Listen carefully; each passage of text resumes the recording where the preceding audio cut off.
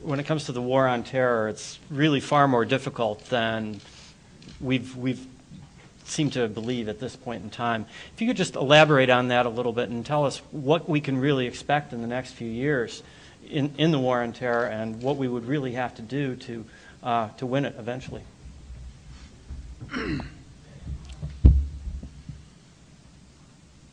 I am really deeply worried. We have two grandchildren who are 6 and 8, and I believe they are in greater danger of dying from enemy activities than we were in the Cold War. There are thousands of people across this planet who get up every morning actively seeking to destroy the United States. They are spreading their poison by sermons, by the internet, by a variety of recruiting devices. Tony Blair said it very well. The people who did the London subway bombings spoke English, were British citizens, lived in British housing, and had jobs. And had decided because of their relationships that they were engaged in a war against the very country which had given them prosperity and freedom and safety. When you see the Taliban kidnap 22 Christian South Korean missionaries who are there to help the people of Afghanistan, and nobody gets up and says this is despicable. Where in the Muslim world has there been any battle cry saying they should be released? Where has anybody gotten up to condemn?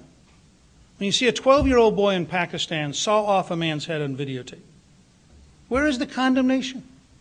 When you know that the schools recruit suicide bombers, when you know that the Iranian government ran a cartoon last year for children aimed at recruiting 10-year-olds to be suicide bombers on public television.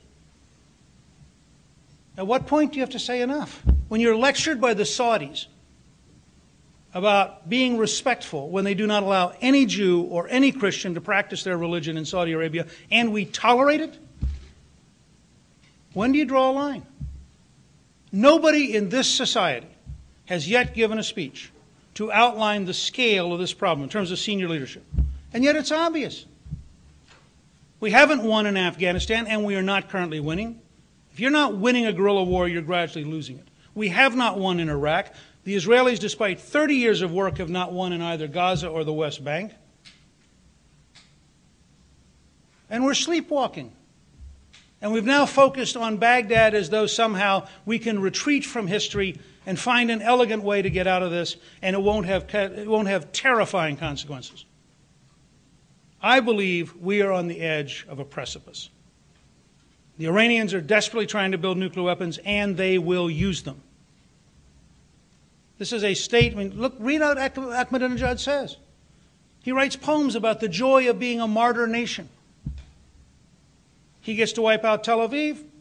Maybe the Israelis use nuclear weapons to wipe out Tehran. He would accept that in a minute, because he believes everybody in Tehran goes to heaven and everybody in Tel Aviv doesn't. It's very hard for secular elites to understand this. Religiously driven people do things that don't calculate in nice academic faculty surroundings, and they don't calculate at the State Department, and they don't calculate in a rational way in most of our bureaucracies. We are in trouble. And somebody had better start talking about it in a blunt way. I'm going to give a speech at the American Enterprise Institute on September 10th, describing the first 6 years, and it's driven by a simple model. I finished a novel recently called Pearl Harbor. You look at the Second World War. From December 7th, 1941 to August 14th, 1945 is less than 4 years.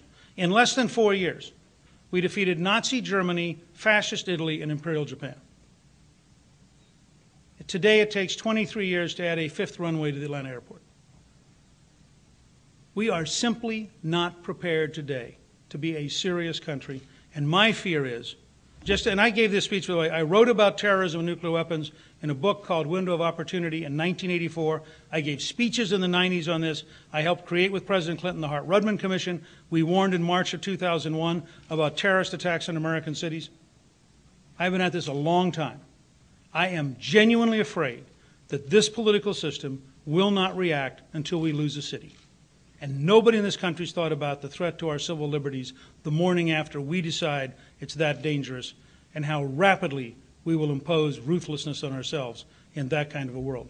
I think those of you who care about civil liberties had better be thinking through how we win this war before the casualties get so great that the American people voluntarily give up a lot of those liberties.